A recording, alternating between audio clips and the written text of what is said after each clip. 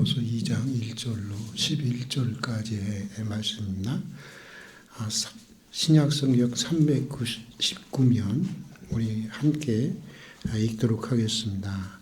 그러므로 그리스도 안에 무슨 권면이나 사랑에 무슨 위로나 성령의 무슨 교제나 긍휼이나 자비가 있거든 마음을 같이하여 같은 사랑을 가지고 뜻을 합하여 한 마음을 품어 아무 일에든지 다툼이나 허용으로 하지 말고 오직 겸손한 마음으로 각각 자기보다 남을 낮게 여기고 각각 자기 일을 돌볼 뿐더러 또한 각각 다른 사람들의 일을 돌보아 나의 기쁨을 충만하게 하라.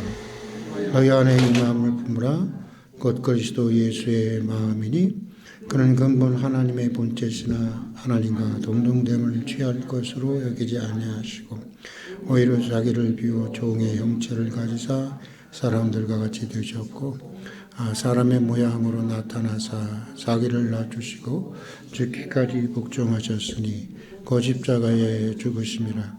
이름으로 하나님이 그를 지극히 높여 모든 이름에 뛰어난 이름을 주사 하늘에 있는 자들과 땅에 있는 자들과 땅 아래에 있는 자들로 모든 무릎을 예수의 이름에 꿇게 하시고 모든 입으로 예수 그리스도를 주라 신하여 하나님 아버지께 영광을 돌리게 하셨느니라. 아멘. 조금 전에 말씀드린 것처럼 오늘은 예수님께서 마지막 십자가의 길로 나아가신 성금요일입니다. 오늘 금요 기도회를 통해서 무엇보다도 주님의 십자가의 고난과 죽음 그것을 통해서 또 우리를 위해 주신 하나님의 구원의 은총에 대해서 깊이 묵상하는 그런 은총의 시간이 되기를 소망합니다. 2000년 기독교 역사를 연구해 보면 3에서 4세기부터 시작된 그 초기 수도사들은 주로 사막에서 영적인 삶을 훈련했습니다. 그런데 사막에서 기거하며 수도하던 교부들의 이야기 가운데 이런 이야기가 전해지고 있습니다. 어느 날 천사로 둔갑한 악마가 아주 영적으로 깊은 교부를 찾아왔습니다. 그리고는 이렇게 시험을 합니다.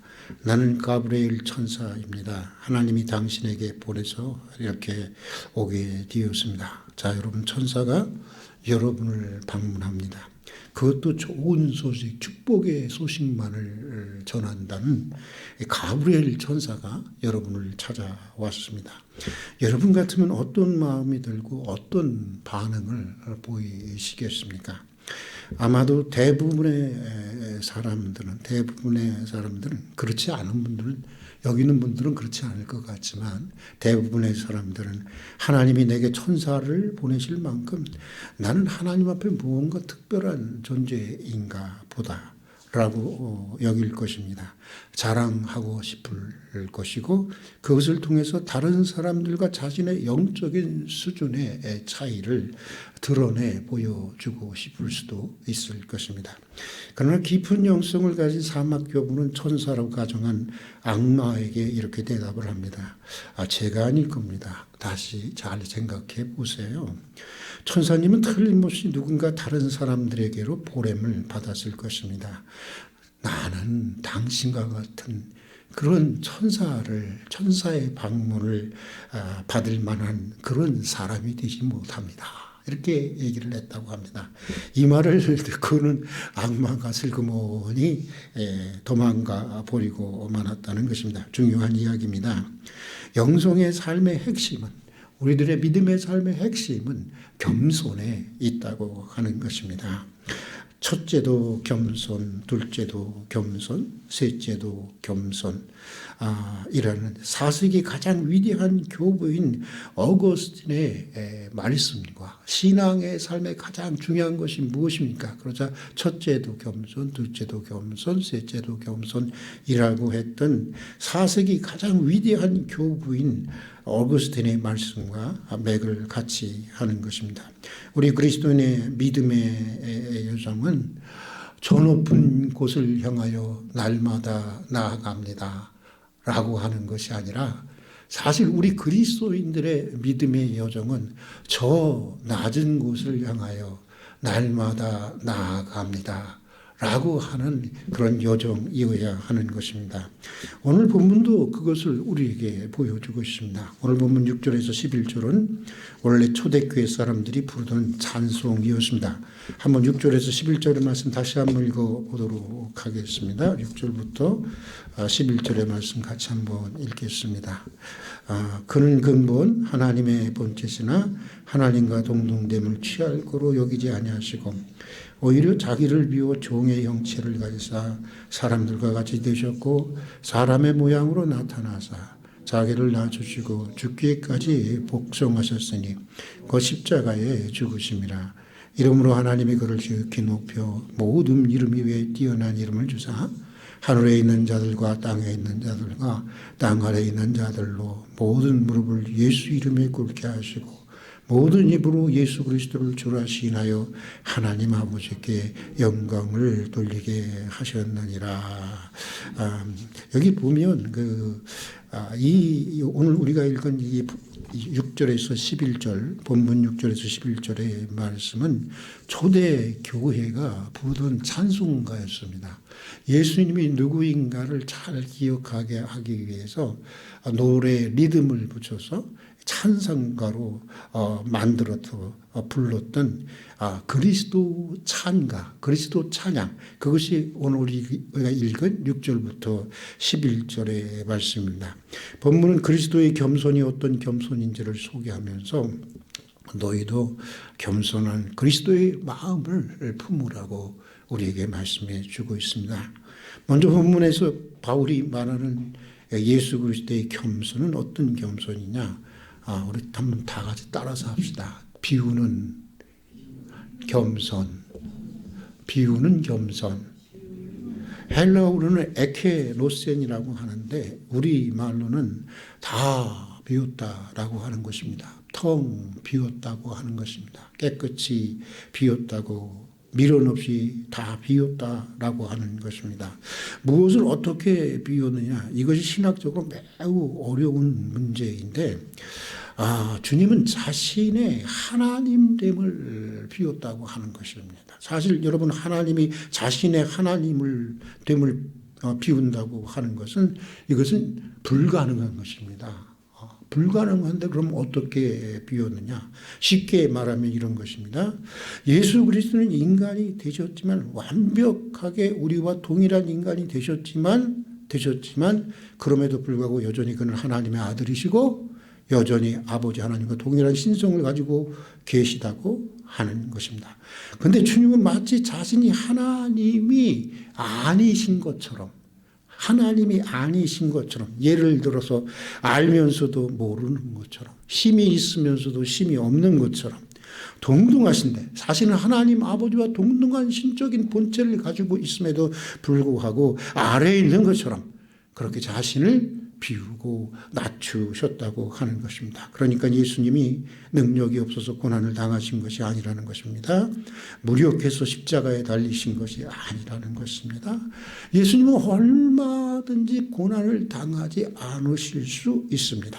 조롱하는 자들의 말처럼 얼마든지 십자가에서 뛰어내려서 순식간에 조롱하는 자들을 제압할 수가 힘이 있습니다. 능력이 있습니다. 그러나 주님은 하나님과 동등한 본질을 가지신 하나님이시지만 그 능력을 사용하지 않았다고 하는 것입니다. 비웠다고 하는 것입니다.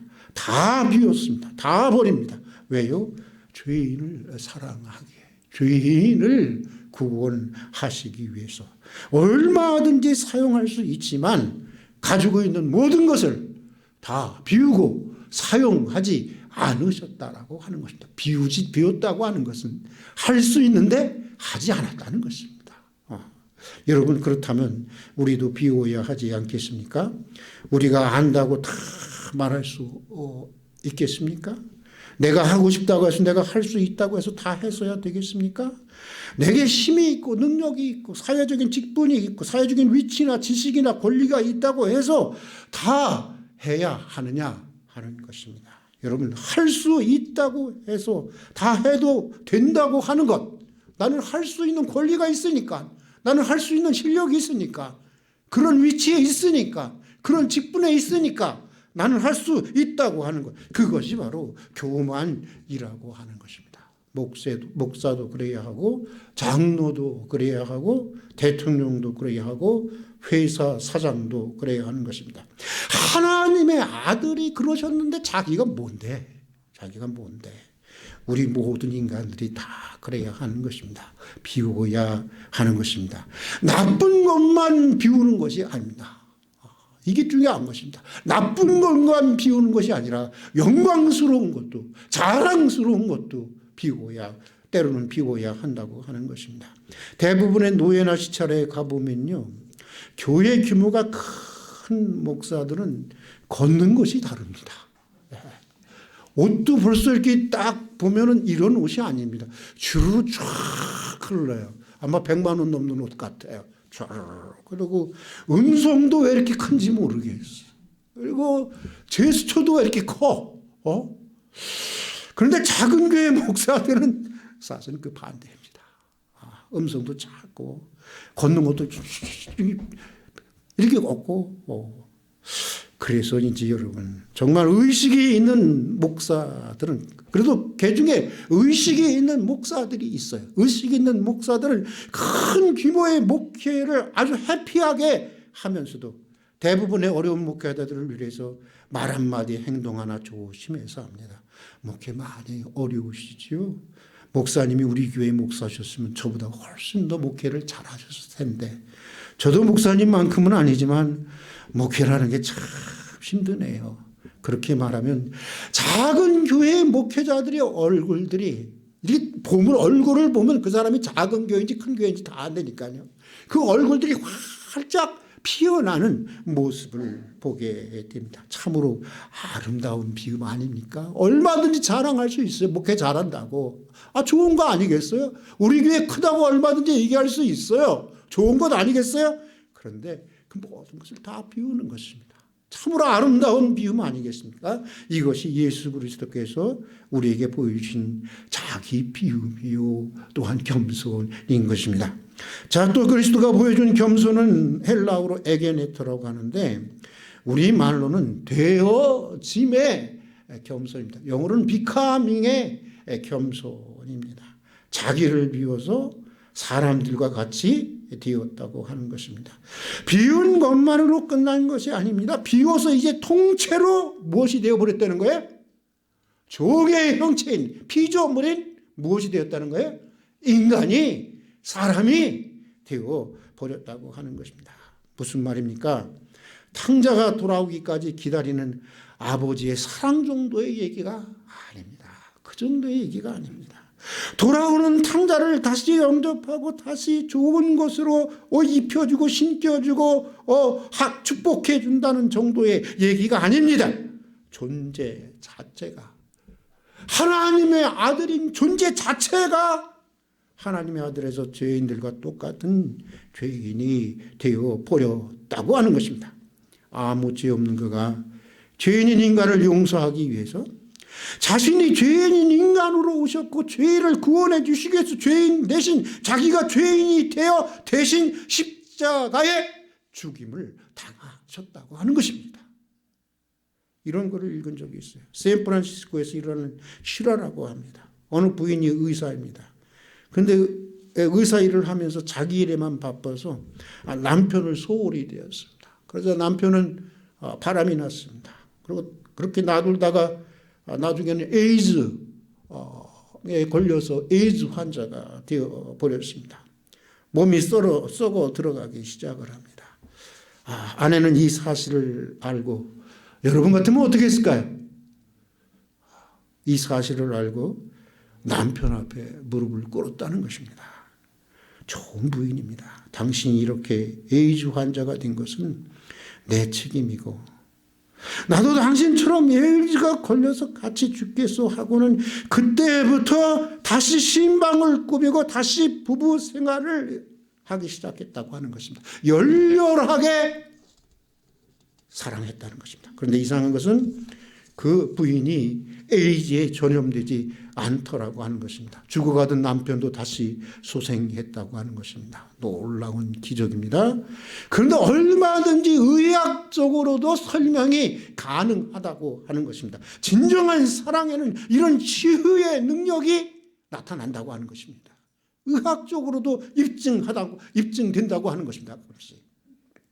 여러분, 이것이 그리스도가 보여준 겸손이었습니다. 비평하자는 것이 아닙니다. 비난하자는 것이 아닙니다. 설교를 하자는 것도 아닙니다. 책임을 추궁하자는 것도 아닙니다. 물론 사람이 살아가면서 비평해야 할 때도 있습니다. 설득하고 설교해야 할 때도 있습니다. 책임을 엄격하게 추궁해야 할 때도 있는 것입니다. 그러나 물에 빠진 사람은 일단 구해놓고 봐야 하는 것처럼 우선은 그냥 똑같이 되는 것입니다. 다미안 신부가 문둥병자들의 마음을 열기 위해서 자기가 문둥병자가 되게 해달라고 기도를 하고 결국은 문둥병자가 되어 그들의 마음을 열고 그들에게 복음을 전파하고 그들을 구원한 것처럼 자신을 비워서 구원받아야 할 죄인과 똑같은 모습이 되어버리는 이 존재 양식의 변화, 이것이 바로 그리스도가 보여준 겸손인 것입니다. 부족하고 흠이 많고, 여러분 서로 이렇게 한번 보세요. 아니, 서로를 볼 것도 없어. 자기를 생각해 봐요. 얼마나 부족합니까? 얼마나 흠이 많습니까? 예. 부족하고 흠이 많고 무엇인가 도움이 필요한 타인의 아픈 자리에 타인과 똑같은 모습으로 똑같은 마음으로 도와주고 어떻게든지 구원해 주려고 하는 존재의 변화, 그것이 바로 그리스도가 보여주신 겸손이요, 그것이 오늘 우리 그리스도인들이 품어야 할 겸손인 것입니다. 높은 데서 이렇게 시혜를 주듯이 내려다보지 마십시오. 여러분, 자기가 무슨 감독이가 되는 것처럼 그렇게 말하지 마십시오. 여러분, 똑같이 부족하고 흠 있는 도움이 필요한 그 사람들과 똑같은 자리에서 똑같은 모습으로 똑같은 마음으로 서고자 하는 것, 그렇게 되는 것, 그것이 바로 겸손인 것입니다. 자, 또 그리스도가 보여준 겸손은 복종입니다. 그리스도는 죽기까지 복종했다는 것입니다. 여기서 죽기까지라는 말이 중요합니다. 한 번 하고 마는 복종이 아닙니다. 한때 하고 마는 복종이 아닙니다. 은혜는 올 때만 하고 은혜가 떨어지면 안 하는 복종이 아닙니다. 칭찬받을 때만 하고 칭찬이 없고 인정받지 못하면 안 하는 그런 복종이 아닙니다. 언제까지? 죽기까지. 하나님이 어찌 나를 버리시나이까? 심지어 하나님께 버려지는 자리에서도 주님의 뜻이면 복종하는 것입니다. 자신의 하나님됨을 비우고 복종하는 것입니다. 이해되지 않고 납득이 되지 않고 당장은 내어버림을 당해도 주님의 뜻을 섬기고 복종하는 겸손, 그것이 바로 주님이 보여주신 겸손인 것입니다. 가끔 제 아내나 성도들이 목사님, 여보, 하나님은 이해가 안 돼요, 그렇게 하는 말이 있어요. 예, 정답입니다. 맞는 말씀을 하신 거예요. 예.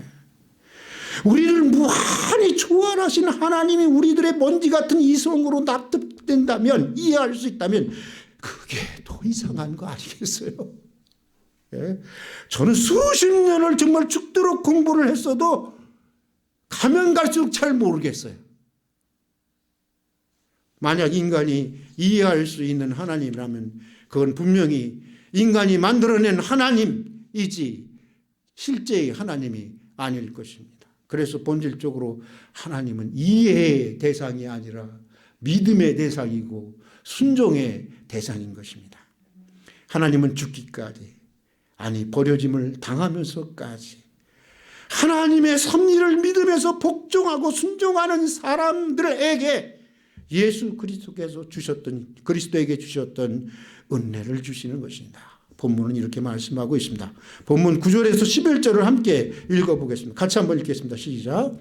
이러므로 하나님이 그를 지극히 높여 모든 이름 위에 뛰어난 이름을 주사 하늘에 있는 자들과 땅에 있는 자들과 땅 아래에 있는 자들로 모든 이름을 예수 이름에 굳게 하시고 모든 입으로 예수 그리스도를 주로 하시나요 하나님 아버지께 영광을 돌리게 하셨느니라.